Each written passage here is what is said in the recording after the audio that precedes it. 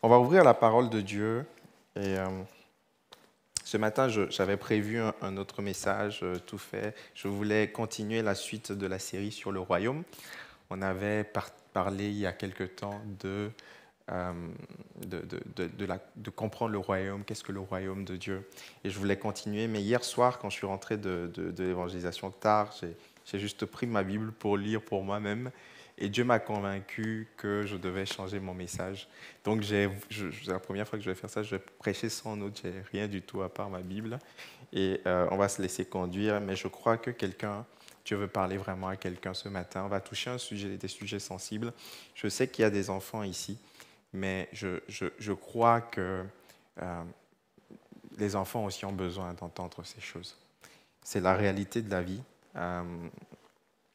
Aujourd'hui, nos enfants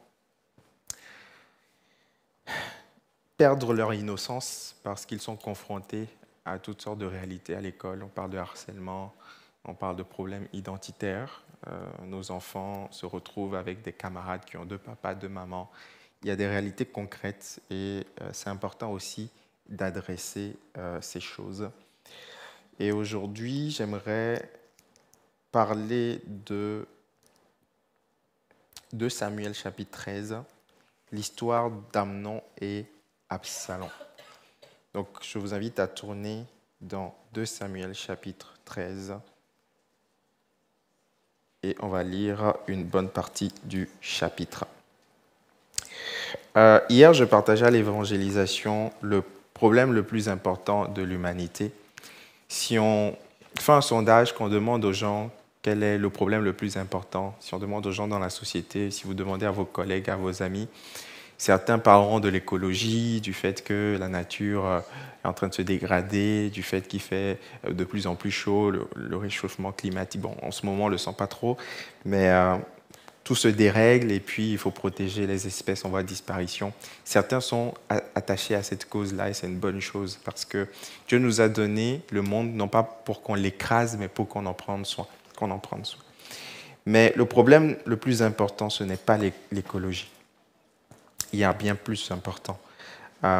D'autres diront que c'est l'économie, d'autres parleront des problèmes financiers, d'autres parleront des difficultés croissantes à se loger à Paris, des difficultés à finir les fins du mois, de l'inflation et tout cela. Et c'est aussi une réalité qui vous touche peut-être, mais il y a un problème encore plus important que la Bible dépeint. Certains pourront dire que les problèmes les plus importants, ce sont dans les quartiers, avec la crise qu'on a vécue il n'y a pas longtemps. Il y a comme une boule, une patate chaude qui est là et ça peut péter à tout moment encore.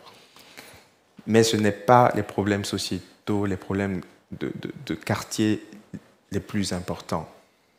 Le problème le plus important de l'humanité, c'est le péché. C'est ce virus qui est en nous, ce virus invisible qui est en nous depuis l'origine et qui nous détruit à l'intérieur à petit feu. On voit le fruit du péché dans la nature, on voit que dans Genèse, lorsque le péché est arrivé, il y a des ronces qui ont commencé à pousser. La nature est devenue hostile.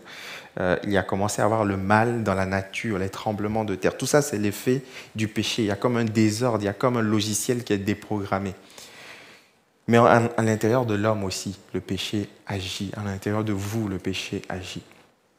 Et la Bible est très transparente sur le péché. La Bible ne cache pas le péché dans l'homme. La Bible n'est pas un livre tout rose. Il y a des passages qui sont très difficiles à lire, dont celui qu'on va lire tout à l'heure. Si on veut classifier le péché rapidement, on pourrait proposer plusieurs catégories. Certains, au fil des âges, l'Église catholique, au fil des âges, a proposé une classification selon la gravité. On parle de péchés capitaux, vous connaissez les 7 péchés capitaux, les péchés mortels, et puis il y a les péchés véniels, les péchés moins graves. C'est une proposition de classification. Certains diront qu'on pourrait classer les péchés en fonction du fait de faire de l'acte ou pas. Donc les péchés par commission ou par omission.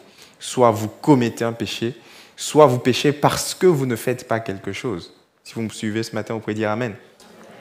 Il y a des péchés par omission. Lorsque vous détournez le regard de la souffrance de quelqu'un, vous n'avez rien fait de mal, mais justement, vous avez péché parce que vous n'avez pas fait le bien que vous devriez faire. On pourrait également proposer une classification selon les organes touchés. On pourrait parler des péchés du corps, des péchés de l'âme, les péchés de l'esprit. Les péchés de corps, c'est les péchés qui sont associés à la vue, associés au toucher, associés au goûter, à l'ouïe, etc., à l'odorat, les péchés qui viennent des sens, on pourrait classifier comme ça, ou encore les péchés de l'âme, les péchés du cœur, les pensées mauvaises et les péchés spirituels, la sorcellerie, le fait de toucher à la magie, aux choses occultes. Et il y a plusieurs classifications de péchés. Mais ce matin, j'aimerais parler particulièrement du péché de la convoitise. La particularité du péché de la convoitise, c'est que l'objet du péché est extérieur à nous. C'est quelque chose qui ne nous appartient pas, quelque chose ou quelqu'un d'ailleurs. Et je vais rapprocher les termes envie et convoitise, même s'il y a des nuances fines. C'est quelque chose qui ne nous appartient pas ou quelqu'un qui ne nous appartient pas qu'on veut posséder. Dans les 10 commandements déjà, Dieu le disait, tu ne convoiteras pas la femme de ton prochain. C'était déjà marqué, je pense qu'il savait que c'était bien enfoui dans le cœur de l'homme. Et on pourrait bien évidemment le transposer, tu ne convoiteras pas le mari de quelqu'un. Si je le reformule, tout simplement, tu ne convoiteras pas quelqu'un qui n'est pas ton mari ou qui n'est pas ta femme. Parce que quelqu'un va dire, bon ben, il est célibataire, je peux le convoiter. Non, ça ne marche pas non plus. Si vous n'êtes pas marié. Et dans l'histoire qu'on va lire, c'est une histoire tragique, c'est une tragédie familiale. C'est un frère qui va violer sa sœur, sa demi-sœur. 2 Samuel chapitre 13, verset 1. Après cela, on reviendra tout à l'heure à ce qui s'est passé avant. Pourquoi est-ce que cette mention après cela est importante? Après cela, voici ce qui arriva. Absalom, fils de David, avait une sœur qui était belle. Dites avec moi, qui était belle. La vue est déjà au garde à vous. Et qui s'appelait Tamar. Et Amnon, fils de David, l'aima. Amnon était tourmenté jusqu'à se rendre malade à cause de Tamar, sa sœur, car elle était vierge, et il paraissait difficile à Amnon de faire sur elle la moindre tentative. Une autre version dit « Il se rongeait tant à propos de sa demi-sœur qu'il s'en rendait malade, car il lui semblait impossible de l'approcher. » Verset 3. Amnon avait un ami. Il y a des amis qu'il ne faut pas avoir. Il y a des amis qui vous tirent dans le bas, qui emmènent des problèmes, qui emmènent l'escalade du péché. Amnon avait un ami nommé Jonadab, d'autres versions l'appellent Yehonadab. Et Jonadab est un homme très habile, très astucieux. Il lui dit, pourquoi deviens-tu ainsi chaque matin plus maigre, toi fils de roi? Ne veux-tu pas me le dire? Amnon lui répondit, j'aime Tamar, la sœur d'Absalom, mon frère, donc ma sœur. Jonadab lui dit, mets-toi au lit et fais le malade. Quand ton père viendra te voir, tu lui diras, permets à Tamar, ma sœur, de venir pour me donner à manger, qu'elle prépare un mets sous mes yeux afin que je le voie et que je le prenne de sa main.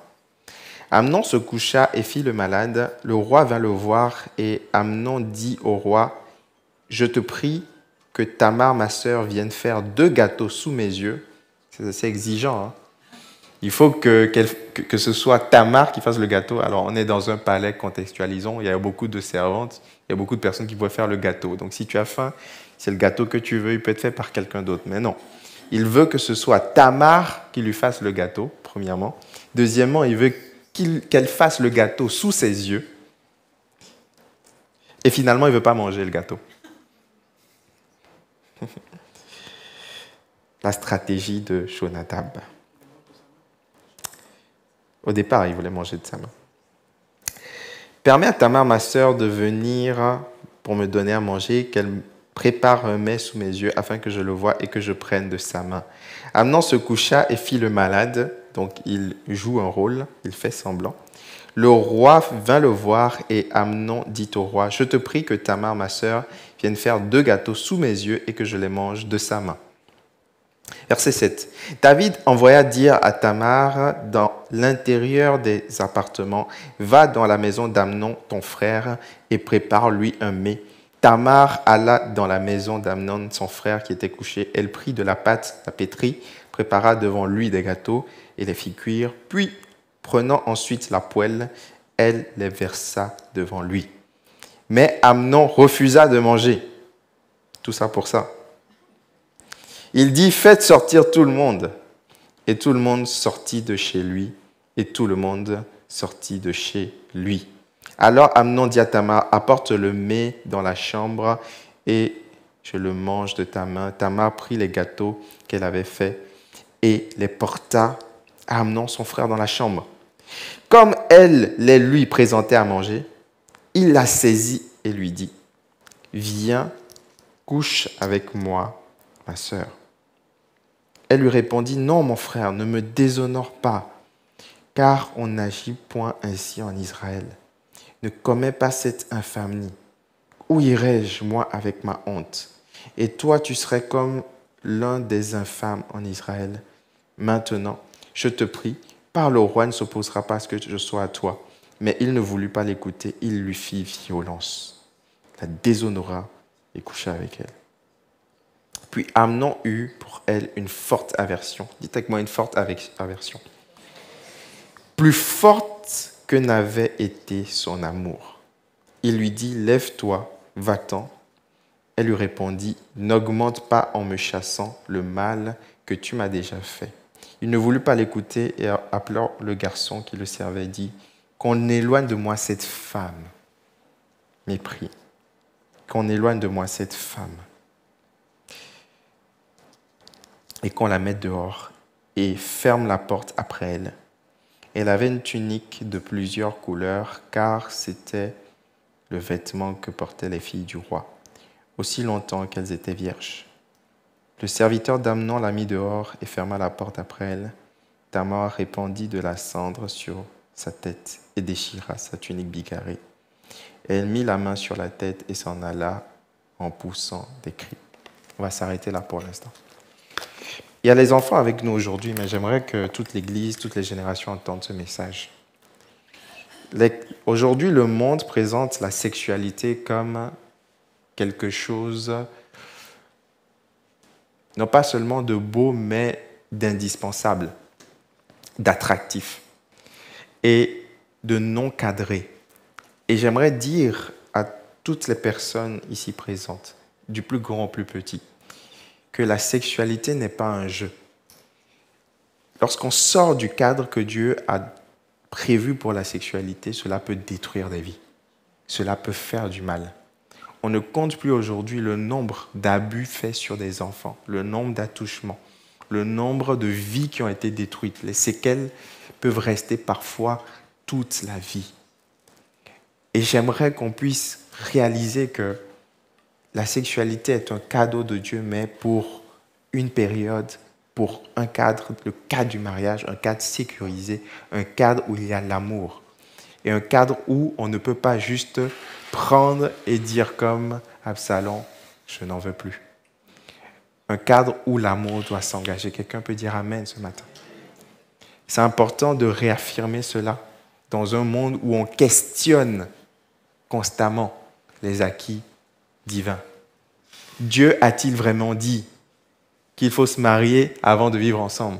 Dieu a-t-il vraiment dit que je ne peux pas avoir de copine, de copain au lycée? Dieu ne voit pas que j'ai des désirs.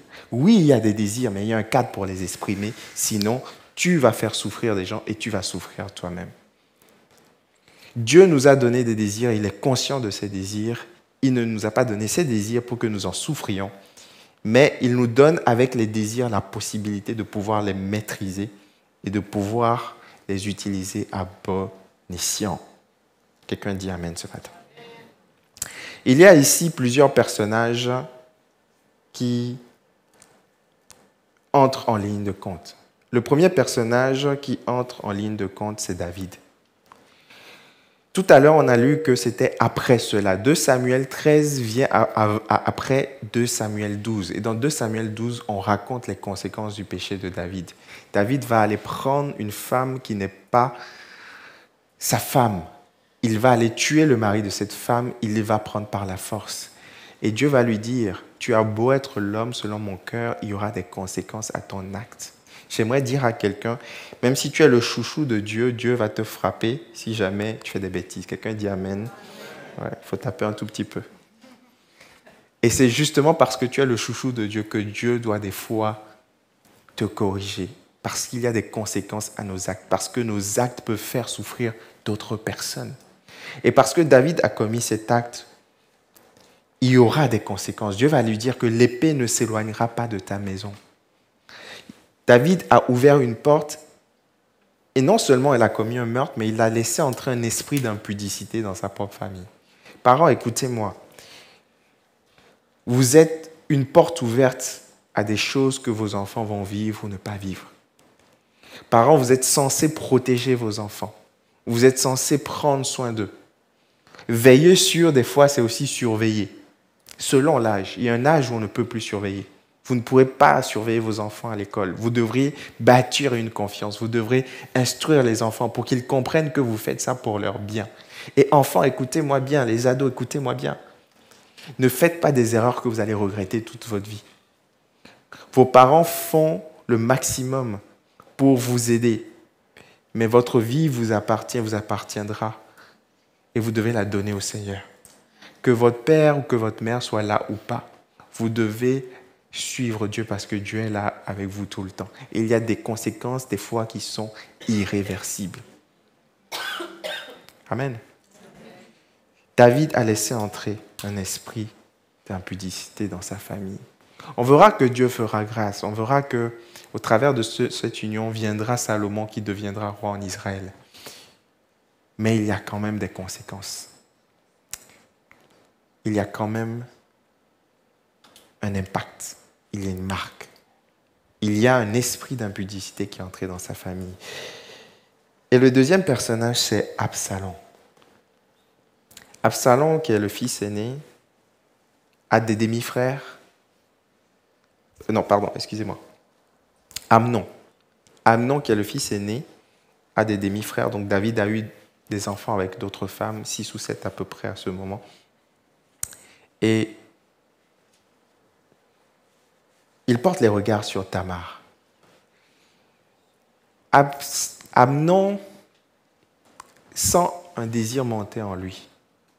Il porte les regards sur sa sœur. Et là, la convoitise naît. Jacques 1,13 dit que Dieu ne tente personne, mais nous commettons le péché lorsque nous laissons notre convoitise grandir. Il regarde avec ses yeux une femme qui est sa sœur, mais les pensées derrière sont perverties. Le cœur est perverti. Et il la voit non pas comme sa sœur, mais comme une proie. Et la Bible dit qu'il va tomber amoureux de sa sœur et ça va le gêner. Vous savez, il y a une douleur du désir inassouvi. Quand vous avez un désir qui devient une obsession, ça devient douloureux. Et vous pouvez avoir envie de juste assouvir ce désir pour vous débarrasser. Est-ce que quelqu'un voit de quoi je parle? La douleur du désir inassouvi. On n'en parle pas assez, mais c'est une vraie douleur. Amnon était...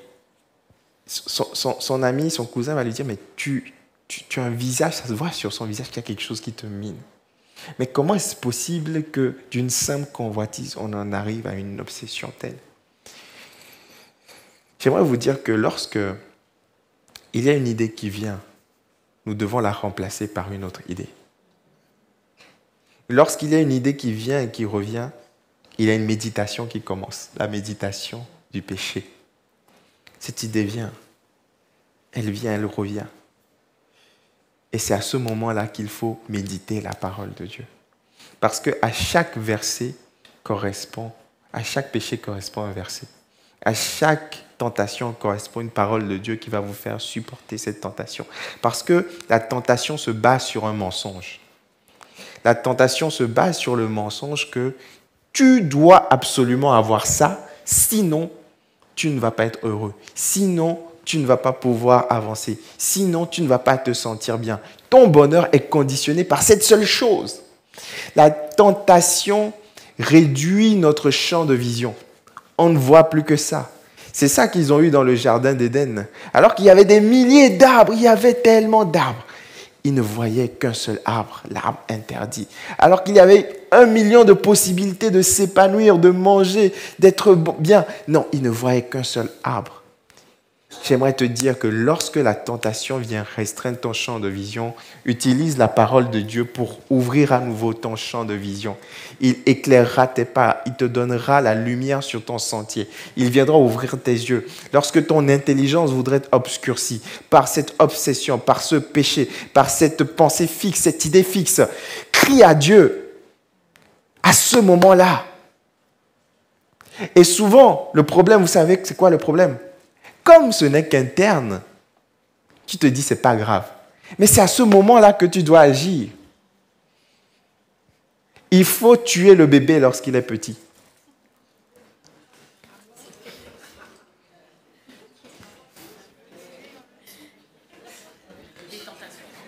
Le bébé de tentation. Le diable, c'est ça. Il tue le bébé quand il est petit. Il veut tuer Moïse quand il est petit. Il veut tuer Jésus quand il est petit. Tu dois tuer le bébé de tentation quand il est petit. Parce qu'à un moment donné, il deviendra ingérable. Toi, avec quelqu'un, dis-lui, tue le bébé quand il est petit. Le bon bébé. La première phase du péché, c'est la convoitise. Convoiter, c'est porter les regards sur quelque chose qui n'est pas à nous et le désirer, vouloir l'amener à nous. Et Amnon portait les regards constamment sur Tamar. Alors qu'elle passait, il devait la voir, la revoir, commencer à s'imaginer, se projeter, souffrir dans son cœur. Pourquoi je ne l'ai pas ? Il savait qu'il n'avait pas le droit. C'était sa demi-sœur. C'était de l'inceste. Mais non, c'était trop fort. Il méditait encore. J'aimerais te dire que lorsque ces pensées viennent, il faut que tu les écrases par la parole de Dieu. Il faut que tu sois intraitable dans tes pensées. Il ne faut pas que tu laisses ces choses venir. Il faut que tu te tiennes devant Dieu et dis, Seigneur Jésus, je te demande pardon pour ces pensées. Elles ne viennent pas de moi. Je te prie pour me détacher. Parler à quelqu'un, mais pas à Jonadab.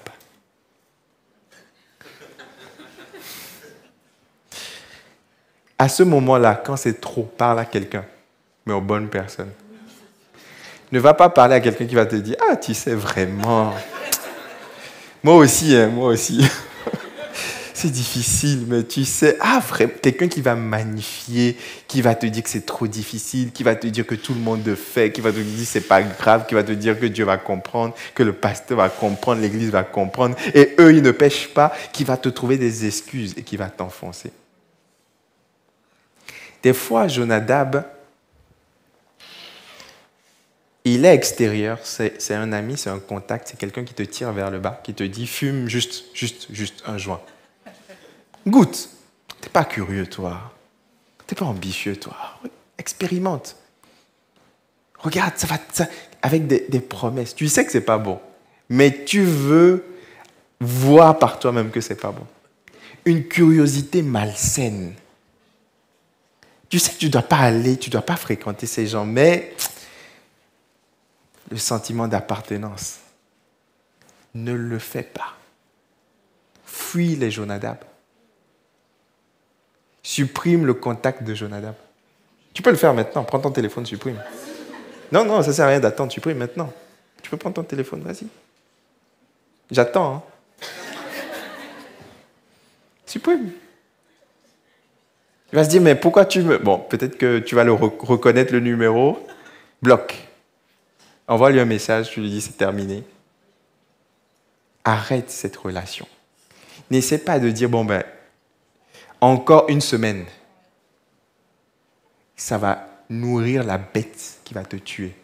Quand le péché deviendra trop grand, le bébé deviendra trop grand, il deviendra trop fort, il va te tuer. C'est ce que la Bible dit. La Bible dit que si vous vivez par la chair, vous mourrez. Mais si par l'esprit vous faites mourir les actions du corps, vous vivrez.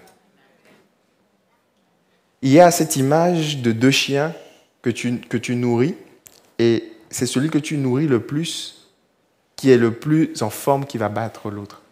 Il y a ces deux chiens constamment en nous, le bon et le mauvais, la chair et l'esprit. Si tu nourris l'esprit, c'est-à-dire que si tu laisses l'espace au Saint-Esprit, à Dieu de s'exprimer par la prière, par le jeûne, par les disciplines spirituelles, par la communion fraternelle, par l'évitement sur les réseaux sociaux, les suggestions. Tu es en train de regarder les prédications de Pasteur JB, et puis, il y a un réel qui passe. Sois pas curieux. Passe. Oui, mais en fait, c'était quoi déjà? C'est qui déjà? Et tu regardes. Et quand tu regardes, il y a des œufs spirituels qui sont en train d'être pondus en toi. Des œufs qui vont... Et puis, tu peux passer. Mais des œufs sont déjà pondus. Et Satan est patient. Dans 2 jours, il reviendra. Il pondra encore d'autres œufs. Mais un jour, dans 1 semaine, 2 semaines, 1 mois, les œufs vont se craqueler et des petits serpents vont sortir, des petites araignées vont sortir, des petites bestioles vont sortir et vont commencer à te déranger. Des serpents spirituels, des convoitises charnelles. Il faut que tu brises l'ennemi quand il est petit. Quelqu'un dit Amen ce matin? Amnon doit parler à quelqu'un, chercher quelqu'un. Dès maintenant, cherchez quelqu'un dans votre entourage pour des jours comme ça. Parce que c'est sûr que si tu n'as pas d'amis chrétiens, si tu n'as pas de gens à qui tu peux parler, ce n'est pas le jour où tu es tenté que tu vas mettre une proposition d'offre, recherche, amis, intègre, chrétien. C'est trop tard. Développez des relations. Ne restez pas à la fin du culte. Viens à la Gap. Viens à la Gap. Permettez à des gens d'entrer dans votre vie, des gens intègres. Certains, vous avez été tellement blessés que vous ne voulez plus, vous êtes tout seul dans votre coin. Mais vous avez besoin de ces bons amis. Parce qu'il y a le Jonadab extérieur, mais il y a aussi le Jonadab intérieur. Cette voix qui te dit, fais le malade, trouve des stratégies. Quelle astuce! Si tu avais utilisé cette stratégie, cette intelligence-là, pour affronter le péché, tu ne serais pas tombé. Fais le malade, fais le mort, tourne-toi comme ça, dis-lui de venir, prépare le gâteau devant, et ensuite, non, dis au serviteur, tout ça, stratégie. Quelle stratégie? Des fois, il y a des astuces. Un mari qui se cache, qui sort, et qui prend un verre avec une collègue, qui regarde à gauche, à droite, personne ne me voit. Ta femme, je suis encore au boulot, je suis sur des dossiers. Quel dossier? Explique-nous, c'est quoi ce dossier? Chérie, c'est qui ce numéro? C'est qui ce contact? Non, c'est une amie, un bon des amis qui t'écrivent à 22h. Seigneur Jésus, tue l'ennemi quand il est petit, parce qu'après il deviendra trop fort. Oh, quelqu'un dit Amen ce matin. Ah, tu peux applaudir le Seigneur.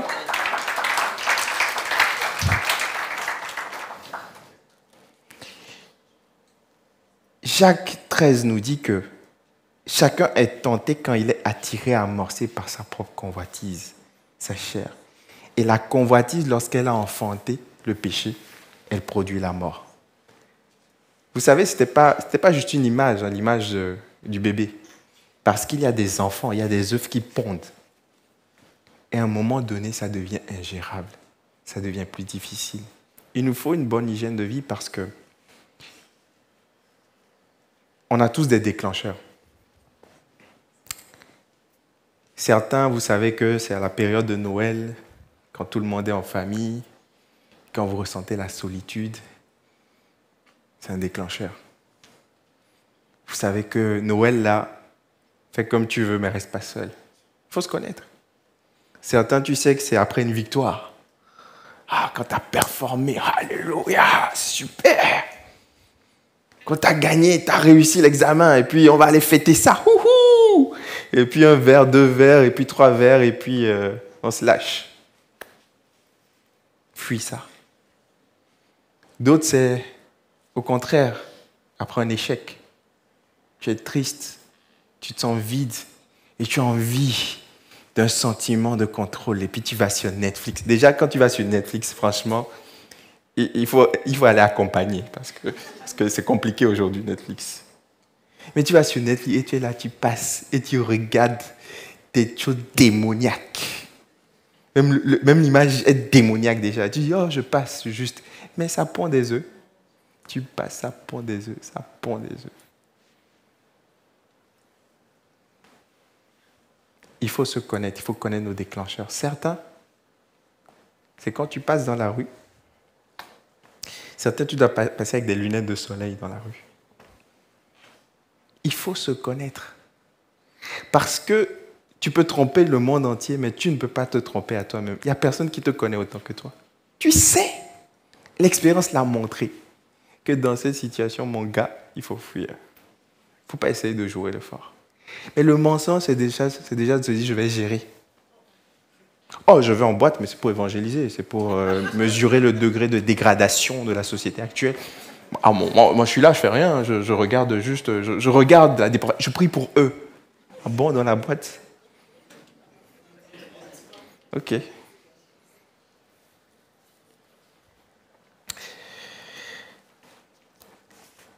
Il y a des Jonadab. Le troisième personnage dangereux, c'est Jonadab. Jonadab veut te faire croire qu'il est de ton côté, qu'il veut ton bien. Il dit, mais tu es fils de roi. Ce n'est pas normal que tu sois triste. Alors Jonadab te donne des stratégies pour pouvoir assouvir correctement ton péché. Mais Jonadab est en train de dérouler l'escalier qui t'emmène en enfer. Il est en train de dérouler l'escalier qui t'emmène à la mort. On va lire tout à l'heure. La fin de Amnon, ce sera la mort. La Bible dit que la convoitise, lorsqu'elle enfante le péché, produit la mort. Verset 19. Tamar répandit de la cendre sur sa tête, déchira sa tunique bigarrée. Elle mit la main sur la tête et s'en alla en poussant des cris. Absalom, son frère, lui dit, « Amnon, ton frère a-t-il été avec toi ?» Absalom, le frère protecteur, le genre de personne qu'il ne faut pas trop chercher. Tu vois un peu le style? Le genre de personne... des gens disaient qu'il était beau, il avait une certaine corpulence. C'est le mâle alpha, tu vois. Le gars qui démarre vite. Il ne faut pas chercher. Donc quand tu touches un de ses proches, c'est dangereux. Absalom regarde Tamar. Absalom connaît sa sœur. Il voit Tamar. Il la voit pleurer. Il sait qu'il vient de chez Amnon. Il connaît aussi Amnon. Il dit, qu'est-ce qui s'est passé? Amnon, ton frère, a-t-il été avec toi? Elle n'a même pas dû parler. Il n'y a pas de réponse. Hein. Il n'y a pas de mots. Traumatisé, en souffrance. Et regardez ce qu'il va faire Absalom. Il dit, tais-toi. C'est ton frère. Ne prends pas cette affaire trop à cœur. Absalom est le genre de personne qui te dit, calme-toi, mais lui-même il prend la colère. Il dit, non, calme, reste derrière, passe derrière. Il est en train de te chauffer. Et la colère d'Absalom, il va le ruminer pendant 2 ans.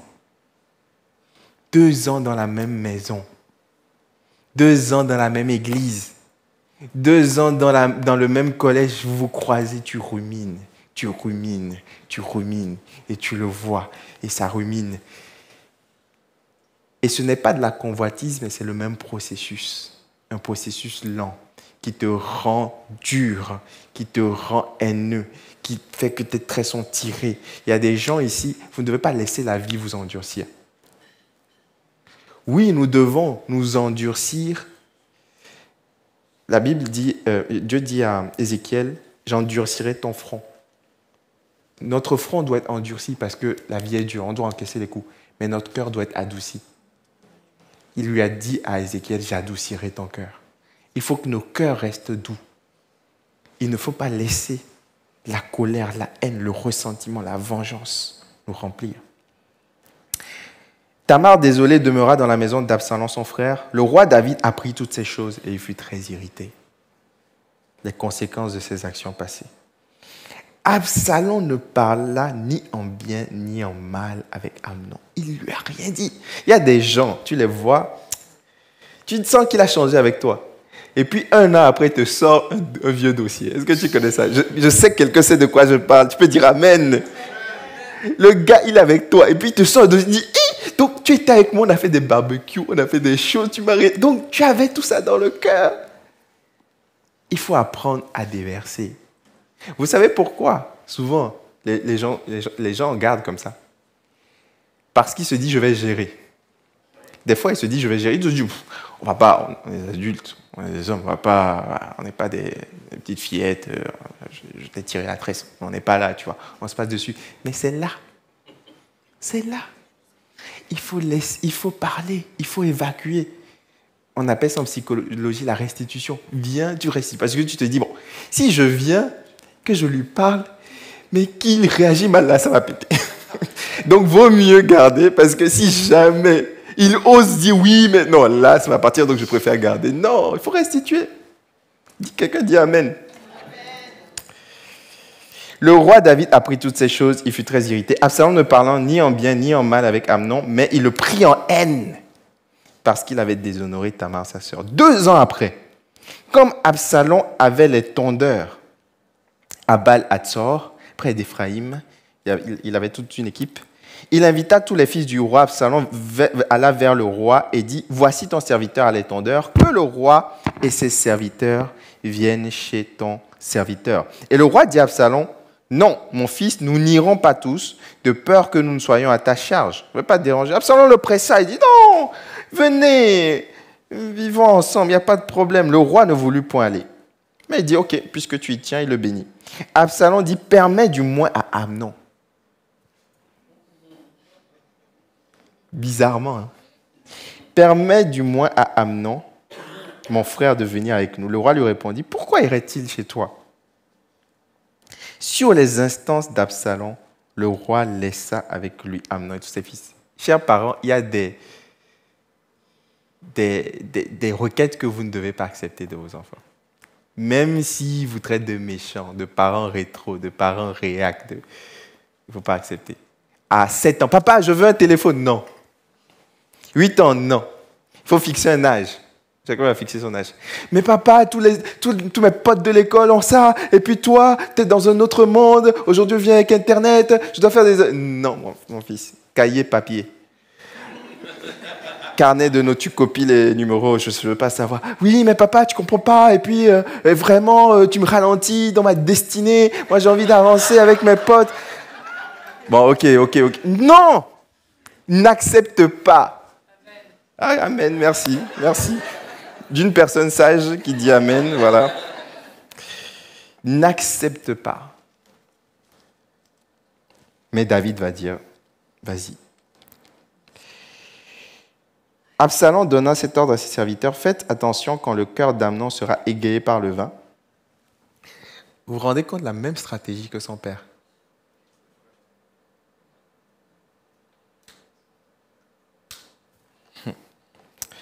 Les parents, quand ils vont rentrer aujourd'hui, ils vont se scanner. Quand le cœur d'Amnon sera égayé par le vin et que je vous dirai frappez Amnon, alors tuez-le. Ne craignez point, n'est-ce pas moi qui vous l'ordonne? Soyez fermes. Montrez du courage. Il n'y a personne qui va aller se dégonfler à la dernière minute, qui va vendre. Non. Soyez fermes et montrez du courage. Les serviteurs d'Absalom traitaient Amnon comme Absalom l'avait ordonné, et tous les fils du roi se levèrent, montèrent chacun sur son mulet, et s'enfuirent. Comme ils étaient en chemin, le bruit parvint à David qu'Absalom avait tué tous les fils du roi. Il n'en était pas resté un seul. Le roi se leva, déchira ses vêtements, se coucha par terre. Tout ça, à la base, à cause d'un désir qui ne devait pas être assouvi. Est-ce que vous réalisez que tous les problèmes de la terre, c'est parce que un gars, quelque part dans un jardin, il faisait beau, il faisait bon, il a accepté de manger un fruit? Vous vous rendez compte? Tous tes problèmes de accouchement dans la douleur, galère financière, perte de cheveux, acné, enfant qui claque la porte, tout ça là, c'est un gars qui a juste décidé de manger. Je pense que Adam, quand on va le retrouver au ciel, il y aura des règlements de compte. Mais quand on transpose, chacune de nos décisions a un impact. On ne va pas le voir tout de suite. Quand David regardait Bathsheba, il ne pensait pas au futur. Il ne se disait pas « je vais avoir des enfants qui vont s'entretuer ». Il ne pensait pas à ça. Il pensait juste à son futur, se détendre. Je suis en vacances, voilà, bon temps, je me détends. En plus, c'est actuel, c'est la période des vacances. Il ne pensait pas à un Amnon qui allait violer sa sœur. Il ne pensait pas à un Absalom qui allait tuer son frère. Je prie que nous soyons des hommes et des femmes qui apprenons à gérer nos décisions et nos émotions. Le pasteur Christian l'a dit tout à l'heure. Nos décisions, comme Jérémie, dans des temps hostiles, dans des moments hostiles, apprenons à nous gérer. Quelqu'un dit Amen ce matin? Amen. Je vais terminer. La naissance du péché, c'est porter les regards sur quelque chose qui n'est pas à nous, qu'on veut s'approprier. On sait qu'on ne doit pas le faire, mais on est attiré. Il y a comme un attrait. Il y a une pulsion, il y a une force interne qui nous pousse à convoiter cela. Et ensuite, il y a la période de méditation, où on cherche des stratégies pour pouvoir assouvir cela, où on se bat un peu dans notre tête pour essayer de dédramatiser, de dire que ce n'est pas trop grave, de dire que tout le monde le fait, de dire qu'après on va demander pardon et puis Jésus va comprendre. Et à la fin, il y a le dégoût du péché. On voit que quand il est écrit au verset 15, il le déshonora et coucha avec elle, puis Amnon eut pour elle une forte aversion, plus forte que n'avait été son amour. Il y a quelque chose de spirituel dans le péché. Quand je vais employer les mots, quand tu vas te corrompre devant un écran, à voir des choses que tu ne dois pas voir, à la fin, il y a un dégoût qui est supérieur à la douleur du désir initial. Ne soyons pas comme des souris, des petites souris. À chaque fois, on met le fromage. Tu sais que le fromage est dans un piège à souris. Tu vas, tu te fais attraper. Tu arrives à fuir et tu revois le même fromage dans la piège à souris et tu vas encore. Tout le monde avec quelqu'un dit, ne tombe pas dans la piège à souris.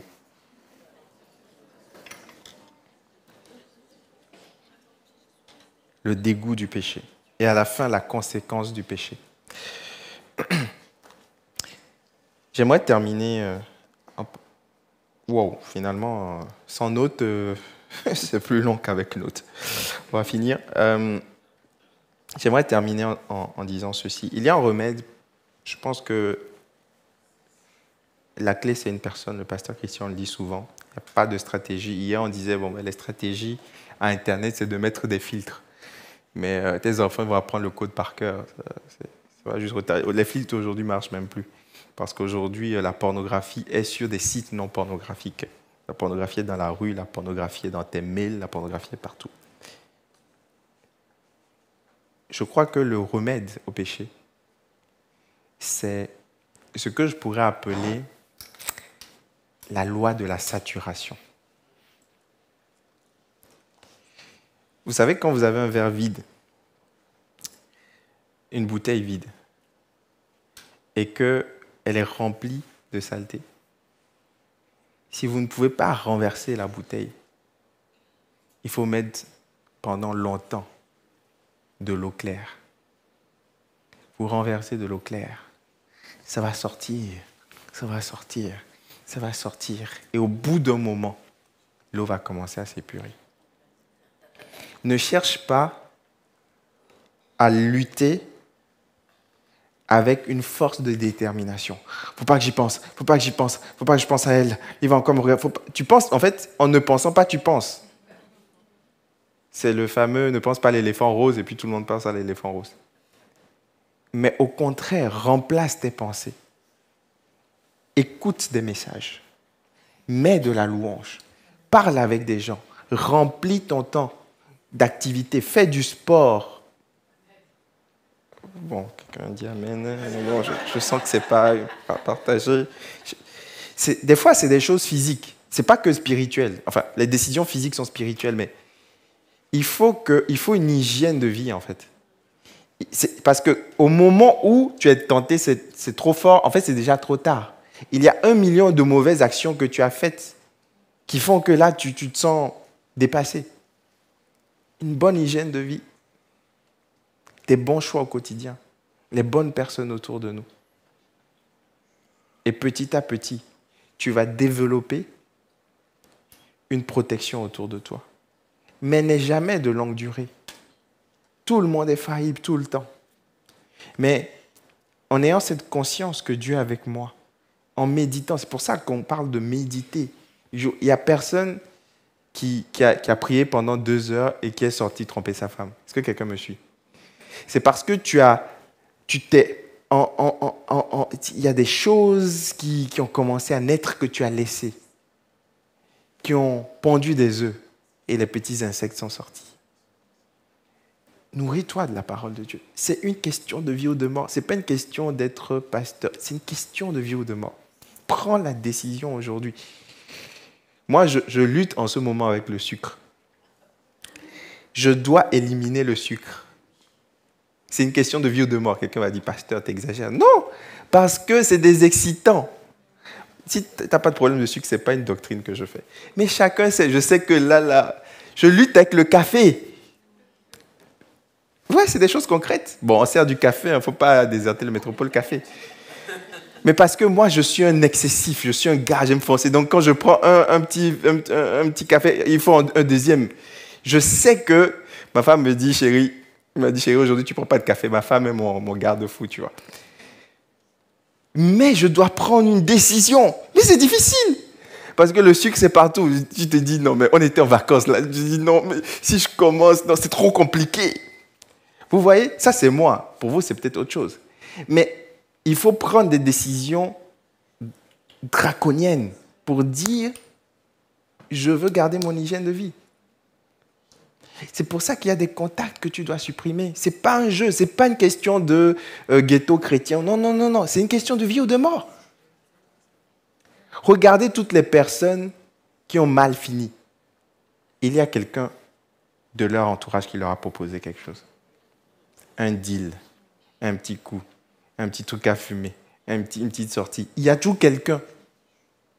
Et de la même manière, il peut y avoir aussi quelqu'un qui te tire vers le haut. Quelqu'un qui te dit, hey, viens, on va prier. Moi, je ne te vois plus là, à l'intercession le dimanche à 9h. Eh oh là, on peut laisser aller là, hop, hop, hop, là, allez, on se remet. Quelqu'un avec qui tu rigoles, qui n'est pas l'archétype du gendarme, hein, on se comprend. Un ami avec qui tu rigoles bien, on se tape des délires, mais qui te dit, non, là, gars, il ne faut pas aller trop loin. Vous comprenez? Il faut ces personnes-là, c'est un sujet de prière. On va finir, on peut se lever. Pardonnez-moi, j'ai explosé le temps. Les musiciens peuvent s'approcher, on va finir en prière, s'il vous plaît. Je crois que ce message est pour quelqu'un. Je ne vais pas faire d'appel, le temps est avancé, mais je pense que chacun peut être concerné dans un domaine ou un autre. Ne sois pas un amenant, ne laisse pas le désir grandir, pondre des œufs, enfanter, ne laisse pas. Il y a des décisions que tu dois prendre aujourd'hui. Ne laisse pas le temps, ne laisse pas traîner. Il y a des choses qu'un conjoint doit dire à son conjointe. y a peut-être des choses que tu dois confesser.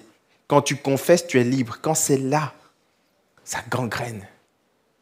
Il y a des choses que tu dois dire. Il y a des contacts que tu dois supprimer. Il y a des habitudes que tu dois laisser rentrer et puis aller un petit verre d'alcool pour se détendre. Tu sais que ce n'est pas bon.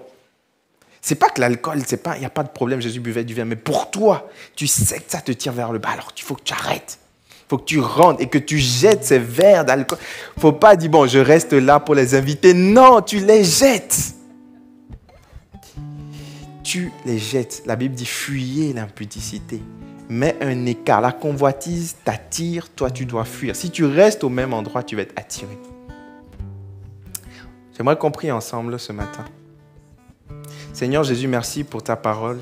Merci parce que tu conduis, quand tu inspires, tu nous inspires véritablement. Merci pour ce message qui est pour quelqu'un. Tu nous montres les conséquences de nos désirs mal exprimés, mal gérés. Dans un monde où on ne parle que de désirs, où les publicités attisent nos désirs, où on nous dit que nous devons assouvir tous nos désirs, on nous met une culpabilité de résister. Parce qu'il y a des intérêts derrière, des intérêts commerciaux. Parce qu'il y a des intérêts, il y a des lobbies, il y a toutes sortes de choses. Mais nous devons prendre des décisions. Choisir la vie que nous devons mener. Soit nous serons comme Amnon, soit nous finirons comme Absalom. J'aimerais prier pour un Amnon qui vit des désirs. C'est très difficile. J'aimerais prier pour que le Seigneur te relève ce matin. Si c'est ton cas, lève la main là où tu es, je ne te ferai pas venir sur le devant. J'aimerais prier pour une Tamar qui a été abusée, qui ne sait pas à qui parler, qui a encore les marques, toutes sortes d'abus physiques, psychologiques. Lève la main, on va prier pour toi. Le Seigneur peut poser sa main pour toi et te guérir. Elle sera progressive, la guérison ne sera pas instantanée. Mais Dieu va faire une œuvre. J'aimerais prier enfin pour un Absalom. Quelqu'un qui ne lutte pas avec la convoitise, mais qui lutte avec la colère. Qui a vu des choses dans sa famille et qui a tiré des conclusions. Je ne me marierai jamais. Si c'est ça les hommes, si c'est ça les femmes. Quelqu'un qui a nourri une colère, qui le fait sortir du plan de Dieu. Lève aussi la main, on va prier ensemble. Alléluia. Seigneur, merci pour ces mains qui se lèvent. Quelle que soit la problématique, tu viens nous guérir ce matin. Tu viens nous faire du bien ce matin. Viens, Seigneur, trouver l'origine de nos souffrances, de nos dépendances, de cette convoitise qu'on n'arrive pas à gérer. Il y a peut-être un problème plus profond que ça cache. Viens, Seigneur Jésus. Je prie que tu nous aides à développer de bonnes habitudes spirituelles, de bonnes habitudes, une bonne hygiène de vie, spirituelle, relationnelle, afin de ne pas être une proie facile pour l'ennemi. Seigneur Jésus, extirpe tous ces œufs pourris qui sont là, qui attendent une seule chose d'éclore, qui attendent le moment favorable, qui attendent l'environnement favorable, qui attendent la énième blessure pour exploser, qui attendent la énième tentation pour exploser. Je prie que tu chasses, Seigneur, toutes ces scories de nos vies dans le nom de Jésus. Quelqu'un dit Amen pour un dimanche de victoire. On peut applaudir le Seigneur. Alléluia.